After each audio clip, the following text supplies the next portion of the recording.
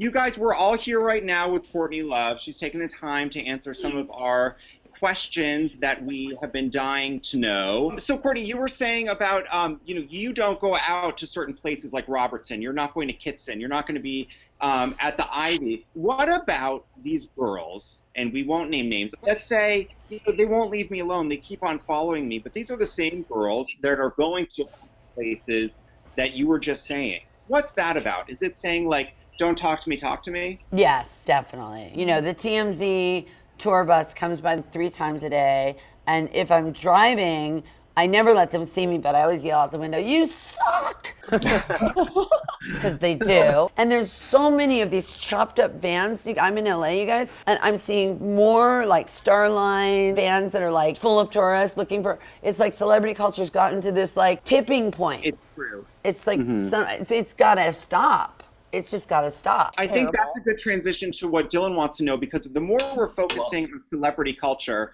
really the less we're going to be focusing on politics and also a positive female influence in popular culture. Sure. Dylan, what do you want to ask Courtney about?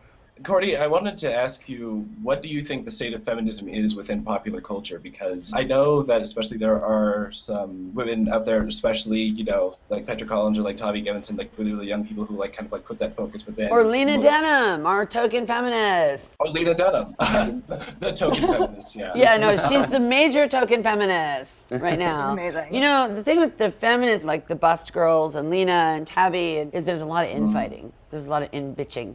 So it's like, can we just kind of get it together? The word feminist, it's just like, let's just get that off the table, that that's not a dirty word. Yeah, well, absolutely. And then move on from there. And then we'll decide who can wear red lipstick and high heels and, who can't. It's great that you're walking around naked and you love your body and on your show. And it's okay that, like, I don't like this particular person in that particular band because we got in a fist fight once. Okay, so suck it. The state of feminism is sad. Somehow in the 70s or early 80s, the feminists with the hairy legs and the big and fat and, somehow sort of separated themselves from the pretty girls. And so it's like the more pretty girls that are feminists, it's sort of better for the whole thing. It's so crazy because, feminism, the saying was my body, my choice. And I really think if you're saying my body, my choice, you're also saying it's my body, so I can dress as feminine and as pretty as I want, and I can still be a feminist. Yeah, definitely. All different shapes and colors. Feminists are like snowflakes. They look different. And if you want to dress in full female drag and call yourself a feminist, you can do that. It's your right. Right. I love Patti Smith, and I love that she didn't used to shave her armpits. That's great. But also I love women that can be a successful CEO in like full daytime drag and be feminist as well. I love that she didn't shave her armpits either, but the concept of doing it myself terrifies me.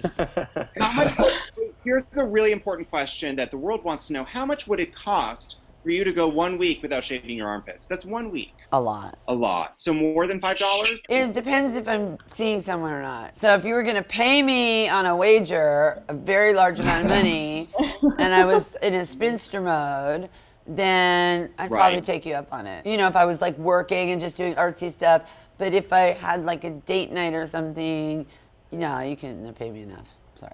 Yeah. It could be a definite turnoff and a great way to end it. Depends on the guy, And how married he is. And how married he is? You said what? No, I don't do married guys. I don't want you to date a married guy. No, I don't. I wouldn't. No. What did you say? Where'd that come from? I said it depends on how hairy. Hairy. Oh, yeah, I don't really date hairy guys either. But there's a new thing with beards. You guys are young. Tell me about beards. Well, I mean, I don't, I'm not down for that. A little bit, not too much. No, but the big beards, I know you know. You know who I know knows? Peter. Peter, tell me. Yeah, I was actually just talking to my friend who he's starting to do drag because he has this big, huge beard and he goes by Beard Onse. So I think it's just like, what I find that's really interesting, this ultra masculine look with these really, really effeminate guys. And so it's almost like, it's like a contradiction. It's like an in-your-face type. We can be really flaming and still have these big manly beards. That's the way I'm interpreting it. That's my experience. Doesn't that go back to the old gay culture with the what were they called? The Cockettes. The Cockettes, right? Didn't the Cockettes all have beards too? Mm-hmm. Yeah. So here's my whole thing, because I feel like gay guys now want to be super masculine looking. Right.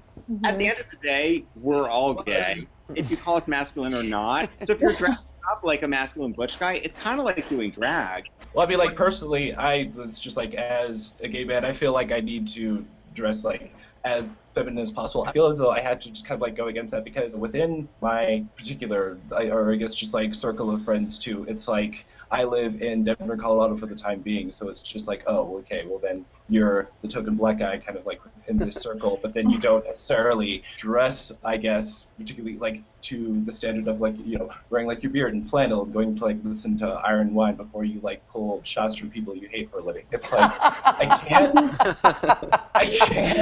Says the boy in the flower sweater. That was good. Wear your flannel, pull shots from people you hate for a living.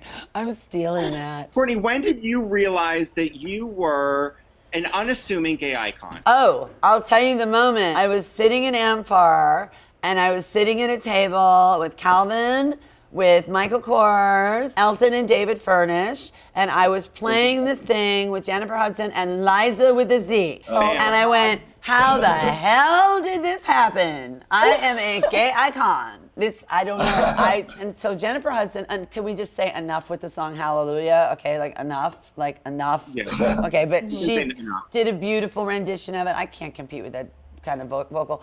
And then Liza was going to come on in a full long sequin tuxedo with, you know, Chippendales boys. And so I got up, I didn't know what to do, so I did a piano version of Under My Thumb, like witty, just witty, because I don't have that kind of soaring voice Mariah thing. I mean, I've known Michael Kors and Calvin Klein since about 1990 because they were the first people to ever give me free stuff. And Michael has always been so nice to me. He was the nicest of all of those fashionistas back then. And you know, about 1991, 92, when that whole grunge thing happened. I mean, he was so sweet. He explained what taupe was because I didn't understand why people wore taupe, and he gave me taupe shoes that I still have. And he actually is a super nice person. You guys, this has been a really great chat session with Courtney. Courtney, I want to thank you for taking your time with all of us. Yeah. I'm honored. Oh, you're so sweet. This was a blast, and I can't wait to see what you're going to be doing next on your amazing show. Thank you, guys. You're all adorable, and this has been so much fun. Thank you. Bye, cuties. Party. Thanks for everything, Courtney.